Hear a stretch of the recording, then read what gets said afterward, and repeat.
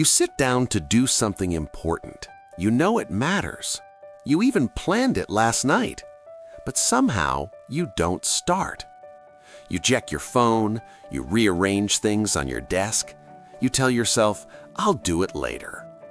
And after a while, a quiet thought shows up. Maybe I'm just lazy. But what if that's not true? What if you're not lazy at all? What if you're avoiding something? Not the task, something deeper. Because most people don't procrastinate because they're lazy. They procrastinate because doing the work feels uncomfortable in a way they don't fully understand.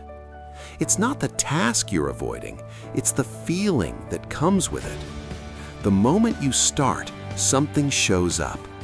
Maybe it's pressure. Maybe it's self-doubt. Maybe it's the quiet fear that you'll try and it won't be good enough. So your brain does what it's designed to do. It protects you. It moves you towards something easier, something familiar, something that doesn't make you feel exposed. Scrolling feels safe. Watching videos feels safe. Even doing small, unimportant tasks feels safe. Because there's no risk in those things. No judgment, no failure, no discomfort. And over time, you start calling this pattern laziness. But it's not laziness, it's avoidance. And once you see that, something changes.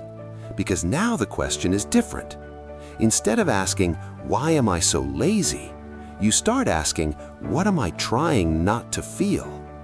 That's where things begin to shift. Think about the last thing you avoided. Was it really that hard? Or did it just make you feel something you didn't want to face?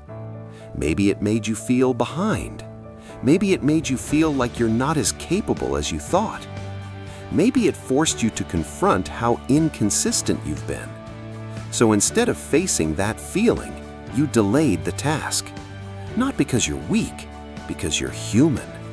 But here's the part most people don't realize. Every time you avoid that feeling, you train your brain to keep avoiding it. You reinforce the idea that discomfort is something to escape from. And slowly, your world becomes smaller. You start choosing easy over meaningful, comfort over growth, distraction over progress. Not in one big decision, but in small, quiet moments. And those moments add up. This is how people stay stuck for years, not because they lack potential, but because they keep running from discomfort. So the real skill isn't productivity, it's tolerance, the ability to sit with discomfort without escaping it. At first, it's small. You open your laptop and you feel resistance. Your mind says, this is too much, let's do something else. But instead of leaving, you stay, just for a minute. You don't try to be perfect. You don't try to finish everything. You just stay with the discomfort and start anyway. That's the shift. You're not trying to become someone who always feels motivated. You're becoming someone who can act even when it feels uncomfortable. Because confidence doesn't come first, it comes after. After you show up, after you try, after you survive the feeling you were avoiding. And most of the time, the feeling isn't even as bad as you expected. It just felt big in your head.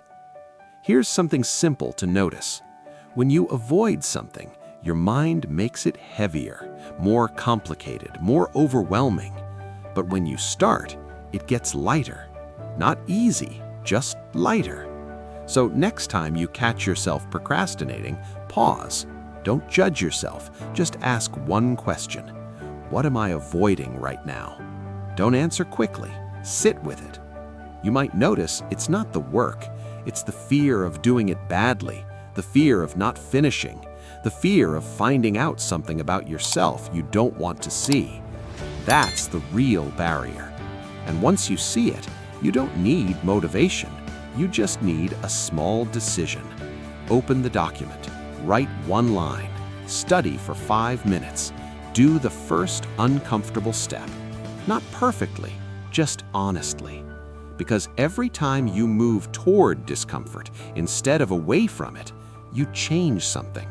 You stop being the person who avoids, and you start becoming the person who faces things, slowly, quietly.